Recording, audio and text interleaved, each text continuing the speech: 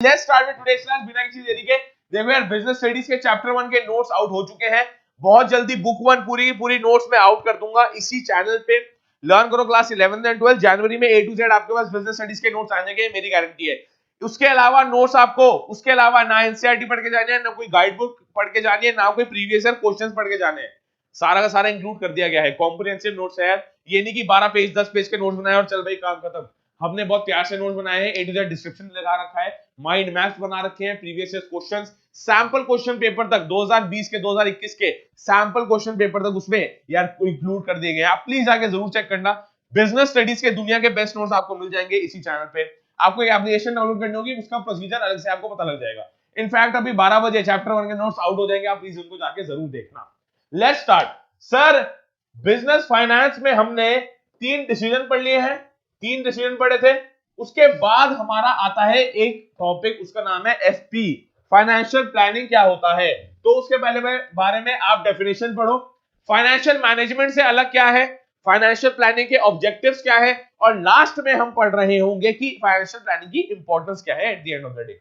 Financial planning is essentially preparation of a financial blueprint of an organization's future operations, कि future में एक company को, एक organisation को किन किन फाइनेंशियल रिसोर्सेज की जरूरत पड़ने वाली है, उसके बारे में अगर आज से ही तुमने प्लानिंग शुरू कर दी तो भैया हैट्स ऑफ। ये पूरा का पूरा टॉपिक यही बोलता है, you have to decide in advance whether what amount of money, what amount of finance you will be requiring in the future. उसको ही तो बोलते हैं फाइनेंशियल ब्लूप्रिंट। देखो, जब भी कोई स्टार्टअप खुलता है ना, जब भी कोई बिजनेस खोलते हो, तो उससे पहले तुम उस स्टार्टअप का या उस बिजनेस वेंचर का ब्लूप्रिंट बनाते हो कि हमारा ये कस्टमर्स होंगे, ऐसे ऐसे हमारा रेवेन्यू जनरेट होगा, ऐसे ऐसे हमारी फंडिंग आएगी, इन इन्वेस्टर से हमें बात करना है, ऐसा ऐसा हमारा प्रोडक्ट होगा, किन किन मार्केटिंग चैनल्स के थ्रू, किन किन सेल्स चैनल्स के थ्रू हम अपने प्रोडक्ट को बेच रहे होंगे, हम उनको ऑनलाइन बेच रहे होंगे, ऑफलाइन बेच रहे होंगे। तो ये सब की प्लानिंग को इकट्ठा कर दो, उसको बोलते हैं स्टार्टअप ब्लूप्रिंट या बिजनेस ब्लूप्रिंट। बट इस केस में जब ब्लूप्रिंट के पहले लिख जाए फाइनेंशियल ब्लूप्रिंट, इसका मतलब ये है कि आपको डिसाइड करना है पैसे कहां से आएंगे, कितना चाहिए होगा, ज्यादा तो नहीं आ जाएंगे। क्योंकि अभी हमने investment decision, dividend decision, financial decision, इन 3 चीजों में पढ़ लिया है कि पैसे कहां से आने चाहिए, डेट लेना चाहिए, इक्विटी लेना चाहिए, इनके बारे में हमने बात कर ली है। फिर डिविडेंड कितना देना चाहिए, फिर किस प्रोजेक्ट में आपको कैश फ्लो के हिसाब से इन्वेस्ट करना चाहिए, इनके बारे में हम बात कर चुके हैं। तो फाइनेंशियल प्लानिंग इन सब का ही कल्मिनेशन है, इन सब का ही कंपाइलेशन है कि हाँ, हम ये करने वाले हैं। हम फाइनेंशियल प्लानिंग के अंदर ही इंक्लूड होता है investment decision, dividend decision, financial decision. इसके ऑब्जेक्टिव पढ़ना हमारे लिए इसलिए जरूरी है क्योंकि ये एग्जाम में आने के बहुत ज्यादा चांसेस हैं कि sir how is financial planning different from financial management. ये पढ़ना हमारे लिए बहुत ज्यादा जरूरी है। तो पढ़ते हैं सर, ये ब्लूप्रिंट हमने समझ लिया। इसका मेन ऑब्जेक्टिव क्या है, to ensure enough funds are available at the right time. अगर मुझे 10 महीने बाद मेरे बिजनेस को पैसों की जरूरत है तो मैं 10 महीने बाद सर्च करना शुरू नहीं करूंगा, मैं आज से शुरू कर दूंगा। जिस दिन मेरे को पता लग जाएगा हाँ यार, I can forecast that my business will be leading, my business will be needing such and such amount of money, I will start looking for those funds ASAP। उसको बोलोगे ASAP कि भैया हमें तो action as soon as possible लेना है। ठीक है जी। why is it different from financial management बहुत इंपॉर्टेंट है, आपके एग्जाम में आने के बहुत बहुत चांसेस है। तो एक बार इसको पढ़ लो, एक बार इसको पढ़ लो, फिर हम सेशन बिगिन कर रहे हैं। कोई पंगा तो नहीं है, सब सही चल रहा है, सबको मजा आ रहा है। Yes, hi Ayush, how are you doing? Ayush हर क्लास में आ रहे हैं, कांग्रेचुलेशंस आयुष, आपके 100 आउट ऑफ 100 आ रहे होंगे, मेरी गारंटी है। जो भी इस क्लासेस को अटेंड कर रहा है 100 आउट ऑफ 100 आ रहे होंगे। एक बार इसको माइक को बंद कर देते हैं, ये सॉरी, इसको ये पूरा का पूरा बंद करते हैं क्योंकि बहुत ज्यादा अपडेट्स आ रही हैं। ठीक है sir, how is it different from financial management? देख लो, it must be kept in mind that financial planning is not equivalent और a substitute for financial management. अरे भैया, ये क्या बोल दिया, ये क्या दिल पे पत्थर रख दिया? अरे हमें तो ये बता दो कोई कि फाइनेंशियल प्लानिंग और फाइनेंशियल मैनेजमेंट सेम है। कम करना पड़ेगा, कम पढ़ना पड़ेगा, कम रट के जाना पड़ेगा, समझने की जरूरत ही नहीं है हमें। ऐसा नहीं है। फाइनेंशियल प्लानिंग ना ही कोई सब्स्टिट्यूट है फाइनेंशियल मैनेजमेंट का, ना ही कोई ऑल्टरनेटिव है। दोनों अलग अलग चीजें हैं। समझते हैं कैसे। पहली बात तो हम पढ़ेंगे फाइनेंशियल मैनेजमेंट क्या है। Financial management aims at choosing the best investment and financing alternative by focusing on their cost and benefits। पैसे उठाने का सोर्स क्या होना चाहिए, इसको बेटा तुम लिखो। पैसे उठाने का उठाने का मतलब अरेंजमेंट का, अरेंजमेंट का, अरेंज का सोर्स क्या होना चाहिए, सोर्स क्या लिखो, क्या होना चाहिए। और नेक्स्ट, ये फाइनेंशियल मैनेजमेंट चल रहा है अभी तक पूरा। नेक्स्ट है पैसे उठाने का सोर्स क्या होना चाहिए और कितना कॉस्ट क्या लगेगी, कॉस्ट क्या लगेगी। अगर तुम अभी तक समझ पा रहे हो और मुझे तुमने शुरुआत की क्लास से ढंग से सुना है तो तुम्हें पता लगेगा कि फाइनेंशियल मैनेजमेंट और फाइनेंशियल प्लानिंग अलग है। फाइनेंशियल मैनेजमेंट तो ये बोल रहा है कौन से सोर्स से उठाने हैं और जिस भी सोर्स से तुम पैसा उठा रहे हो उसमें कितनी कॉस्ट लगने वाली है। Aims at choosing best investment and financing alternative, कि मैं अपने पैसे इन्वेस्ट कहां करूं, फाइनेंस डेट से उठाऊं, इक्विटी से उठाऊं, कहां से उठाऊं, मेरी ऑर्गेनाइजेशन के ऑब्जेक्टिव के अकॉर्डिंग मुझे कौन सा सोर्स चूज करना चाहिए। And focusing on their cost and benefits, पता लगा मैंने कोई सोर्स चूज कर लिया उसका कॉस्ट ज्यादा है बेनिफिट से, तो मेरे लिए तो वो घाटे में पड़ेगी ना चीज। तो ये सारा का सारा फाइनेंशियल मैनेजमेंट का काम है। इसका पूरा का पूरा पर्पस क्या है, its objective is to increase the share holders wealth. ये हम ऑलरेडी पढ़ चुके हैं, सारा का सारा motive share holders wealth increase करना है। बट ये फाइनेंशियल मैनेजमेंट है, ये ब्रॉड ओवरव्यू है फाइनेंशियल मैनेजमेंट का। आप अपने फाइनेंसेस मैनेज कैसे कर रहे हो, पैसा कहां से उठा रहे होगे, इन्वेस्टमेंट एंड फाइनेंसिंग ऑल्टरनेटिव्स में से कौन सा बेस्ट सोर्स है जहां से आपको पैसा उठाना है, कौन सा बेस्ट प्रोजेक्ट है जहां पे आपको इन्वेस्टमेंट करनी है, कौन से इन्वेस्टमेंट में या कौन से सोर्स में ज्यादा कॉस्ट लगेगी।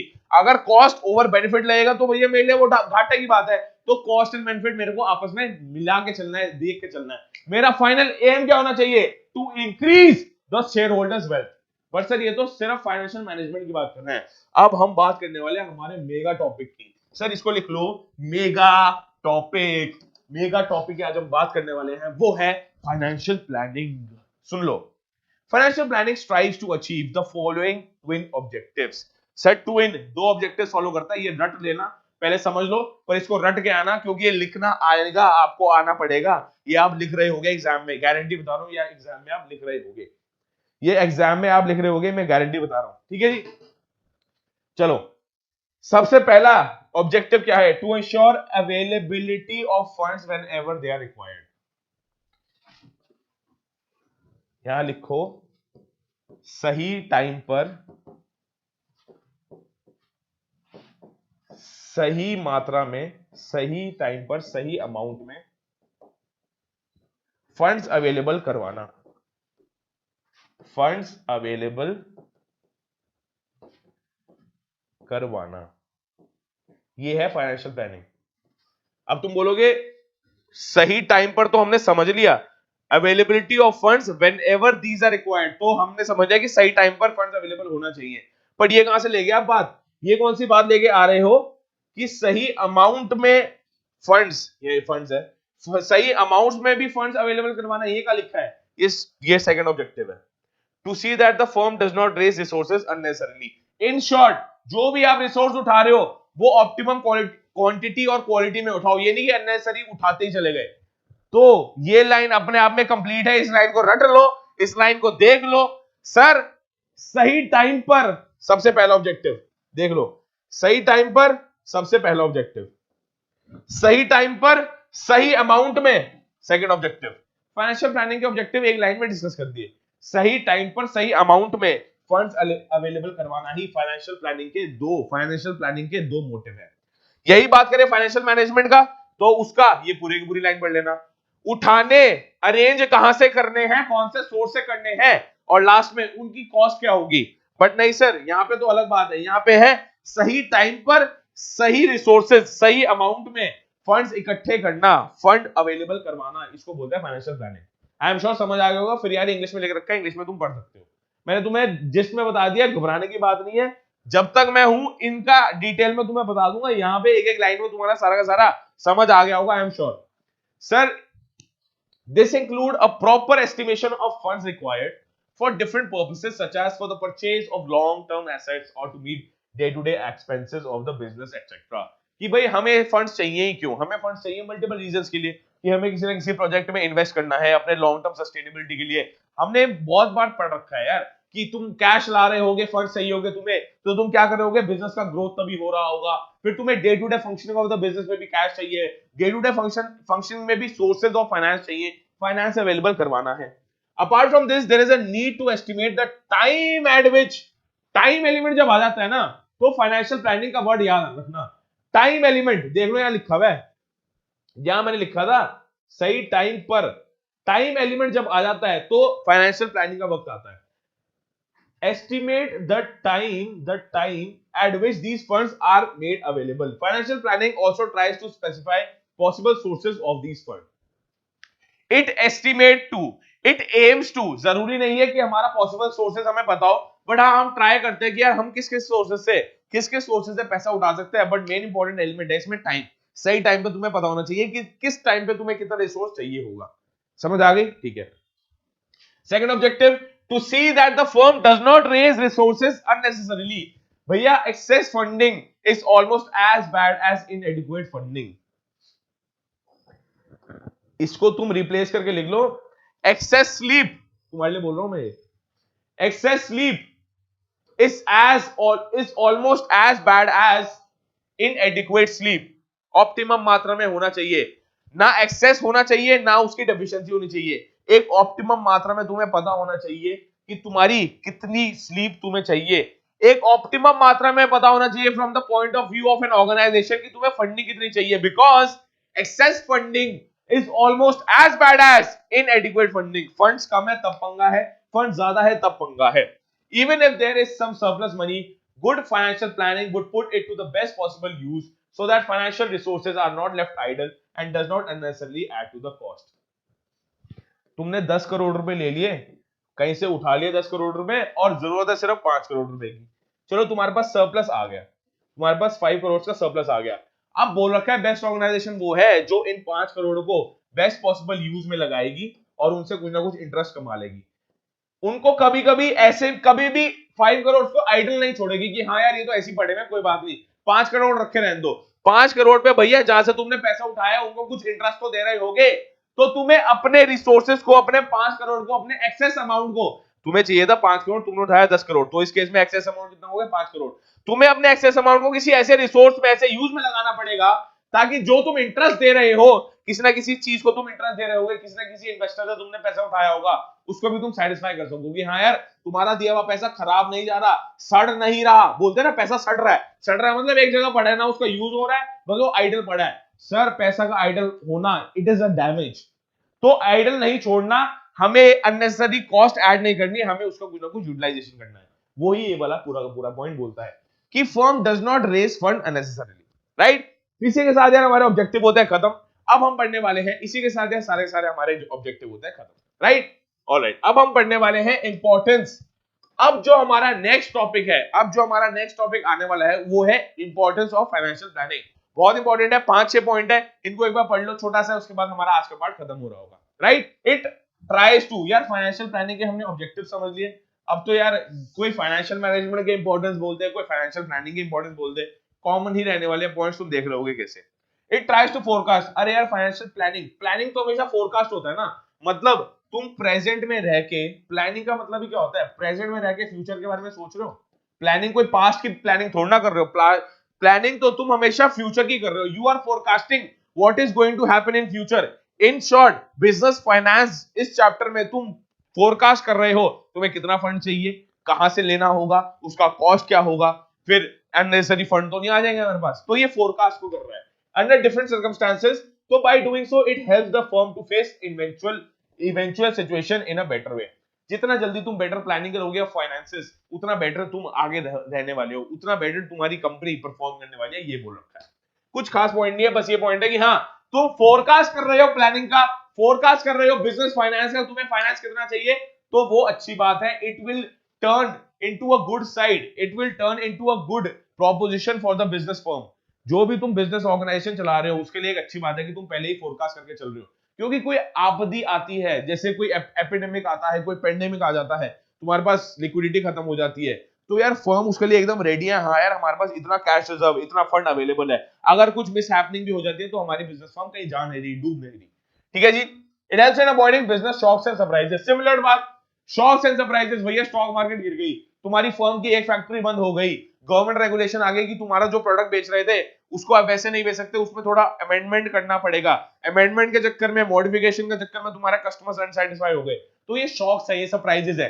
ये एक्सटर्नल एनवायरनमेंट, तुमने बिजनेस एनवायरनमेंट कभी ना कभी चैप्टर पढ़ा होगा, एक्सटर्नल एनवायरनमेंट जब क्लैश होती है ना बिजनेस ऑब्जेक्टिव से, तो ऐसा होता है, सरप्राइजेस लगते हैं, शॉक्स लगते हैं। इसलिए तुम्हारे पास फंड्स होने पहले इंपॉर्टेंट है। इस दुनिया में जिसके पास फंड्स हैं वो बेटर ऑफ है बहुत ज्यादा लोगों से।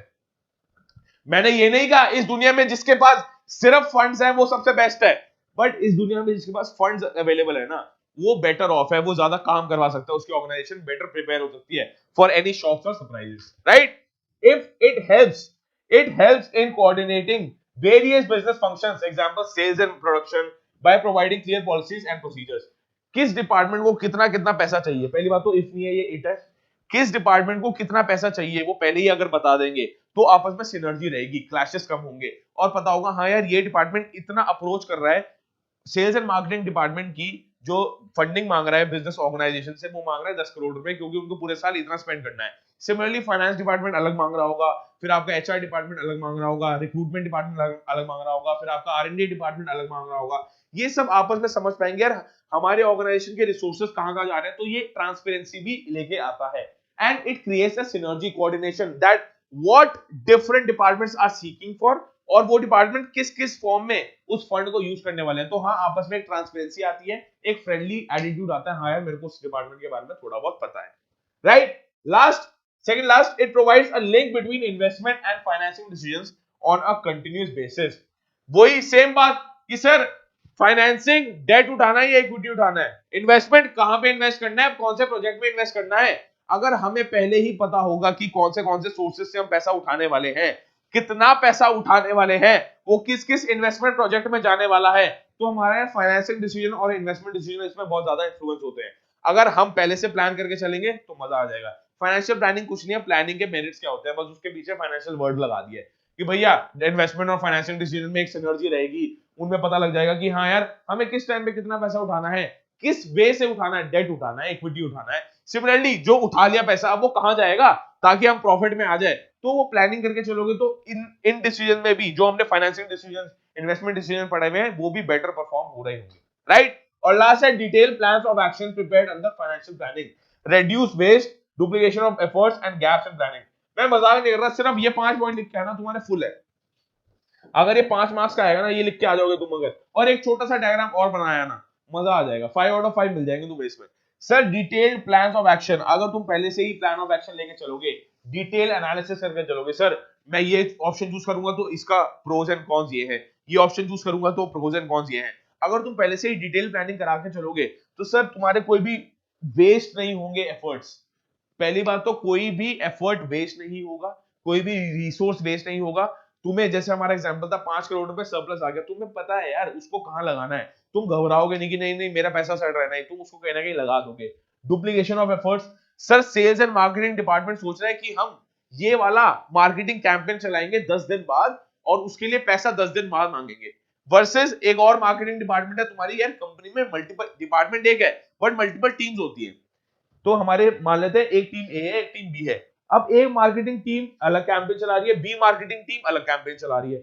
ए ने 10 जब दिन जिस दिन उनको जरूरत थी पैसों की उस दिन उन्होंने तभी मांगे, सिमिलरली बी ने पैसे तब मांगे 10 दिन बाद कि यार हमें पता है 10 दिन बाद हमें पैसे की जरूरत है। तो इस केस में क्या हो रहा है यार, डुप्लीकेशन ऑफ एफर्ट नहीं हो रहा है। डुप्लीकेशन ऑफ एफर्ट्स मतलब बी भी सेम मांग रहा है, ए भी सेम मांग रहा है, बट बी इस केस में एडवांटेज में, बिकॉज वो प्लानिंग लेके चल रहा है यार। पहले जितना लेट तुम मांगोगे पैसा उतना डिफिकल्टी होगी पैसा मांगने में। अब ये 10 दिन मांग के चल रहा है, फॉर एग्जांपल बी गए कि यार मैं 10 दिन, मेरे को बी मार्केटिंग टीम गए 10 दिन पहले मेरे को पैसे दे दे, ऐसे भी तो हो सकता है पैसे की प्रोसेसिंग में टाइम लग जाए। तो यार ये बोल रहे हैं कि इन दोनों के जो एफर्ट्स है वो डुप्लीकेट ना हो, इसलिए इन दोनों को पहले ही पता होना चाहिए कि इनको पैसा कब मांगना है।